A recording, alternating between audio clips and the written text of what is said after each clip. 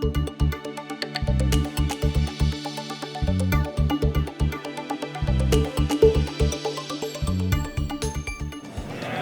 Nick Wells with Resource Investing News. I'm down at the Vancouver Resource Investment Conference. Here with me today is Keith Schaefer.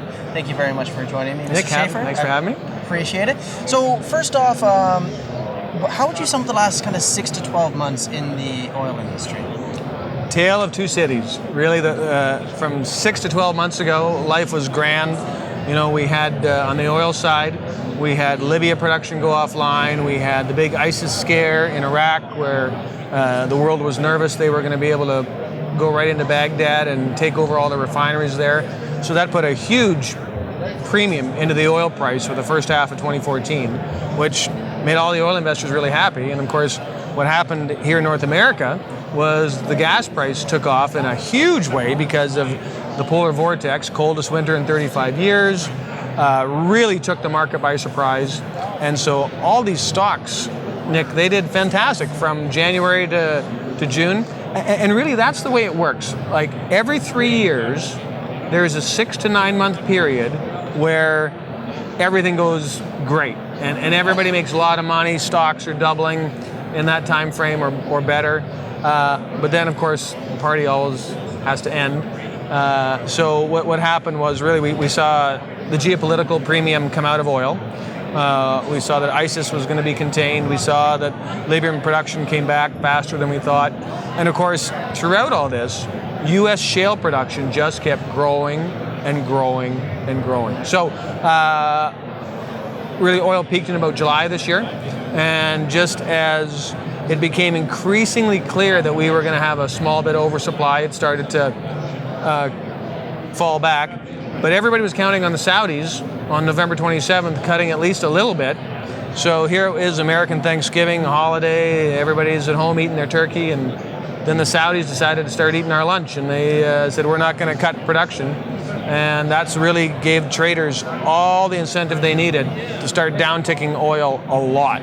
So it had given that first bit back from 100 to 80 bucks, but after that, Nick, it just went south in a hurry when it became clear the Saudis were determined to send a message to the rest of the world saying, hey, we everybody can't just produce this much. This is crazy. So we're not going to be the balance of supply and demand anymore. And that took the market by surprise, and that's why we are where we are today. And arguably, the market's kind of been caught off guard by this U.S. shale, like almost revolution, because there's been so much gas and oil coming out of that. How do you, have you been somewhat surprised by this kind of ongoing glut? I mean, the market doesn't look happy right now. Do you see that kind of changing as well in the future? Well, no, I think you're seeing the seeds of that change very quickly in that the rig count is falling off a cliff. The drill permit number is going way down. So that's sowing the seeds for a much lower production growth and maybe even flat production for the last half of this year, which I think the market's going to take that as pretty bullish. So you think that we use about 92 million barrels a day right now, and we're oversupplied by somewhere between 1 and 2 million barrels a day. That depending on which stat you want to listen to. That's actually not very much. So the physical market, I think, is actually much tighter than the price here would indicate. What do you think then the future kind of holds for junior oil companies? Because obviously, if the cuts are being felt at the kind of larger corporate level and the kind of conglomerate level, what's going to be the future for the little guys? Junior's going to have a very tough time. You know, they need to grow to keep their stock price going. And so at even anything under $70, $80 oil, very tough for them to grow. Very, very tough, particularly on the shale side. So I think you're going to see a lot of M&A activity here last half of this year as companies kind of reevaluate where they are, and they realize that critical mass is going to be very important. So they're going to have to do some mergers, get bigger, and get in a position where they can really grow, because on their own, these small junior companies aren't going to be able to grow at $65 oil.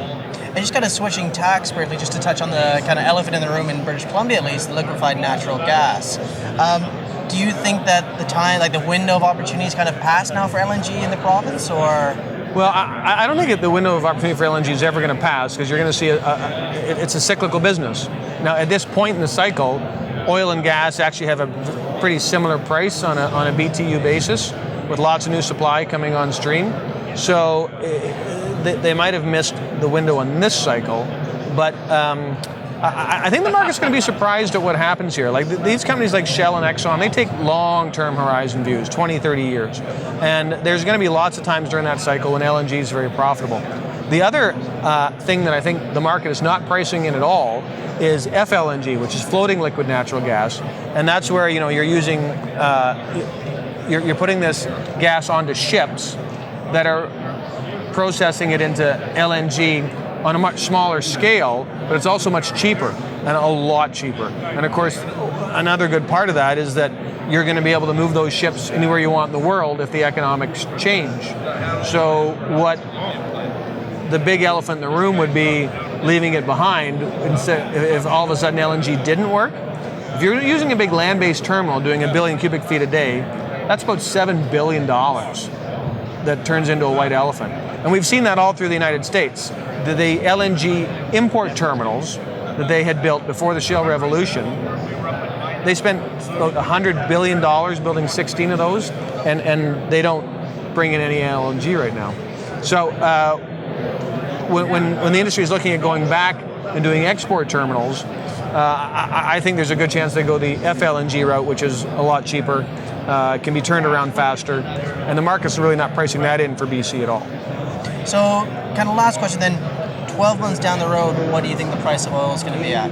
I think the equilibrium price for oil is going to be around $65. General operating costs are around $40 a barrel, and so, I think over $70 for oil, that there's just enough profit there that's really going to incentivize too much production. I think 62 to 65 is going to be the range where the good producers make money, not happy about it, and the not so great producers are just going to be weeded right out. Great, thanks Keith for joining me today. I really appreciate it. Thanks for having me, Nick. Keith Chavers, the editor and publisher of Oil and Gas Investment Bulletins. For Resource Investing News, I'm Nick Wells.